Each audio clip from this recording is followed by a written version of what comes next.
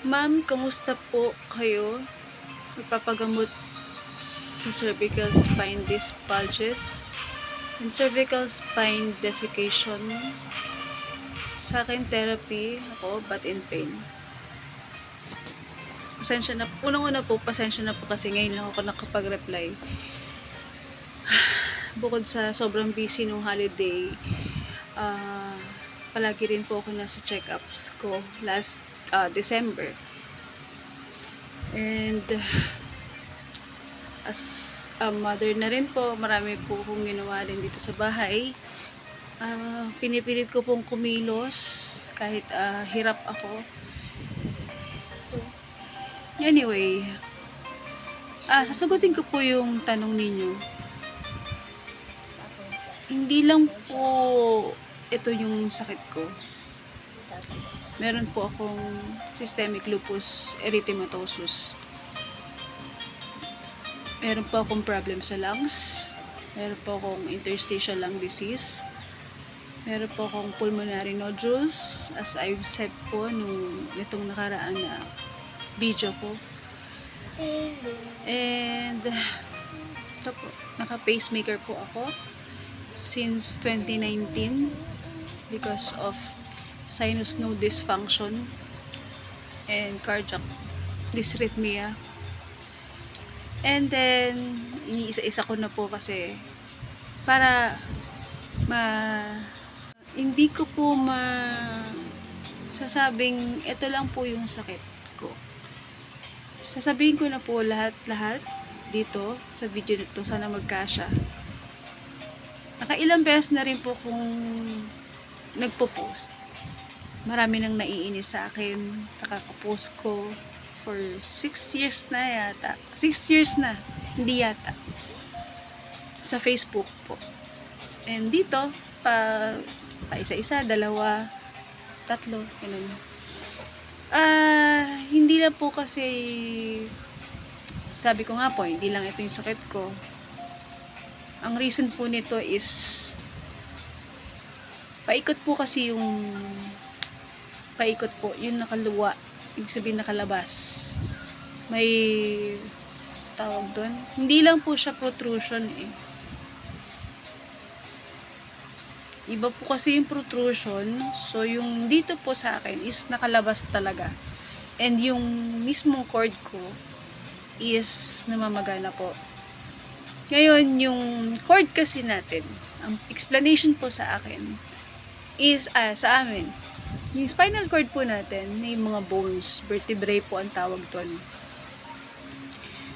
Then sa loob po nun, meron pong cord. Yun po yung spinal cord na sinasabi. Kumbaga, isipin niyo po yung parang sa bulalo. Yung sa gitna po nun, nandun po yung cord. May cord pong ganyan na namamaga po yung sa akin. Yung sa akin is mafa-flatten na siya. So, sa pagpa-flatten na po, nakita na po sa pangalawang MRI ko last August na dapat maoperahan na po ako nung August na ilang beses ko na rin pong pinopost sa Facebook dito. Sabi ko, operahan ako. Na-postpone lang po kasi nakiusap po yung family ko kasi hindi po biro yung mangyayari sa akin.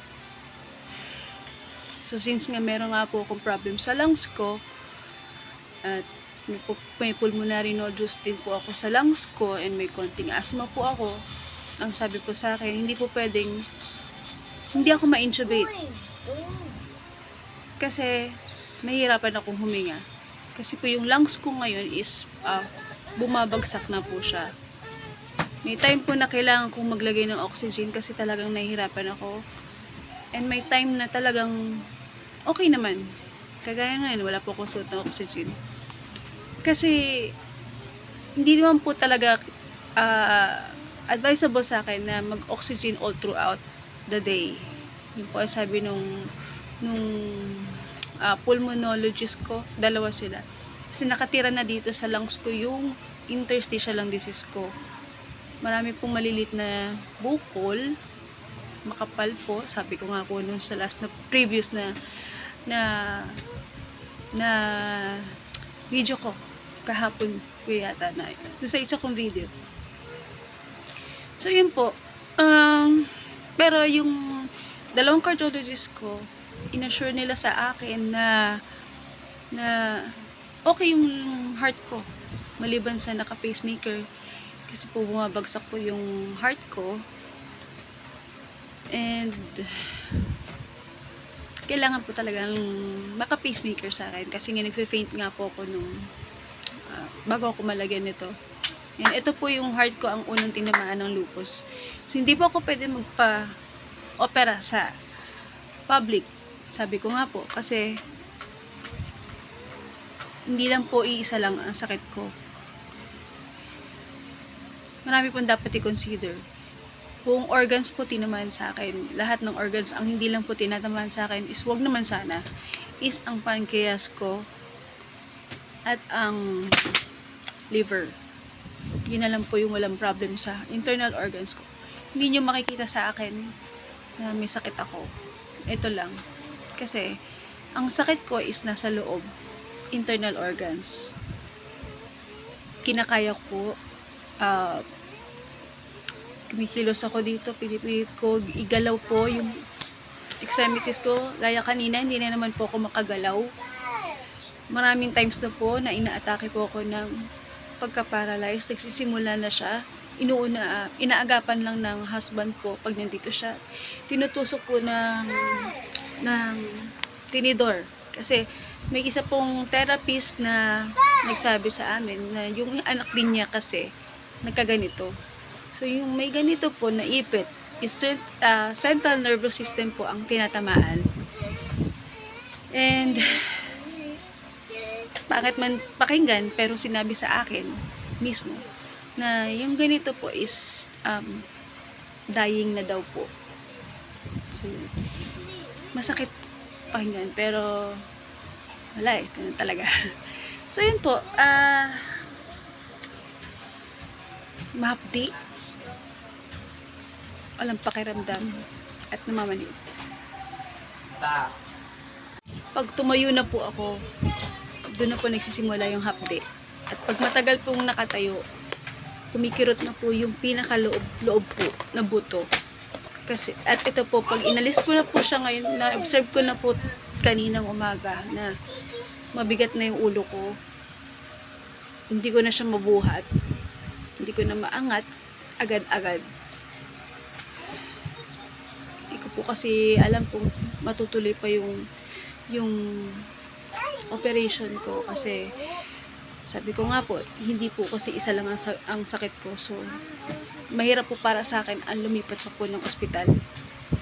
Ilang beses na rin po kong tinanggihan sa public.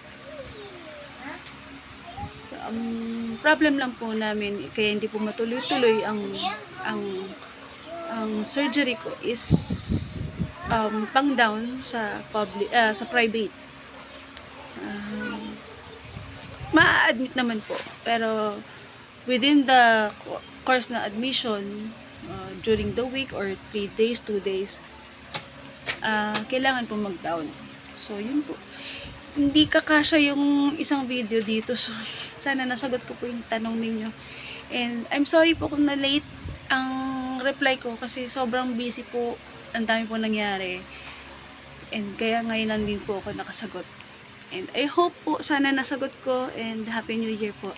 Pagaling po kayo. Wait. Hindi po talaga gagaling daw sa therapy.